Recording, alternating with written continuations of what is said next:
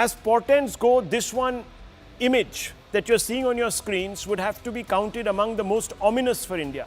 Captured on camera in the majestic Dhaka State Guest House are members of a delegation from the Open Society Foundation led by its chair Alex Soros, son of George Soros, and Muhammad Yunus, the interim head of the Bangladesh regime that grabbed power through a coup.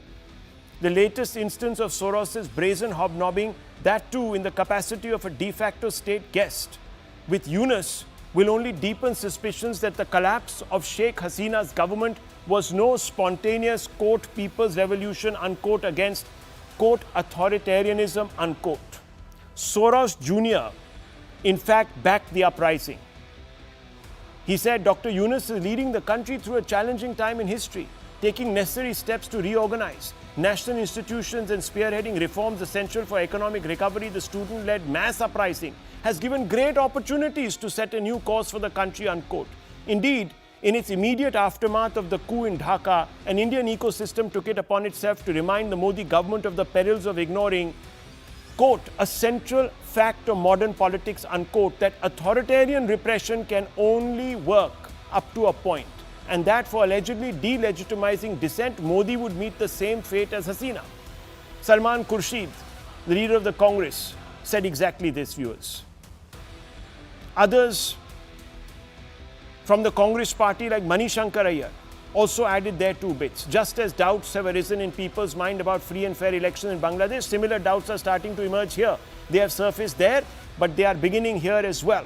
Sajjan Kumar Verma, another Congress leader, said day is not far when people will storm Narendra Modi's official residence and drive him out of the country. These people were celebrating this people's revolution, but the emergence of an overt George Soros link to the incumbent Dhaka regime threatens to alter the script. Soros, after all, is the self-proclaimed, quote, amoral, unquote, agent of chaos. He admits that he does not, quote, accept the rules. And in periods of regime change, the normal rules don't apply, unquote. And they certainly didn't in Bangladesh last year when Sheikh Hasina, by her own admission, didn't play ball with a white man-led foreign ecosystem, unquote. Not my words, her words. That was keen on extorting concessions. Some say that would have undermined Bangladesh's own sovereignty and short-circuited regional security.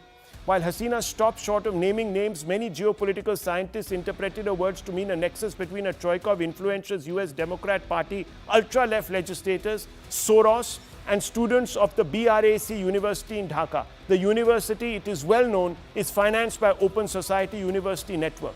This thesis gained a measure of credibility when around the time of the Peking protests in Dhaka last year, news leaked that 22 US senators of the Biden administration had written to US Secretary of State Antony Blinken to take action against the Hasina regime.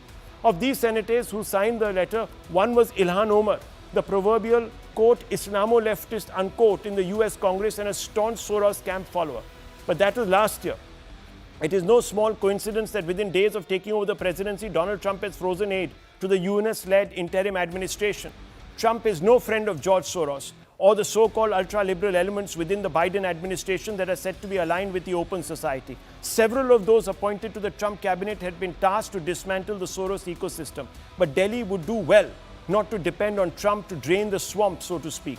Independent efforts will have to be made to smoke out elements sympathetic to the Soros ecosystem in India, especially when it has acquired the critical mass to trigger minacious disruption. Viewers, this has been proven. What can we do about it? I leave it at this, viewers.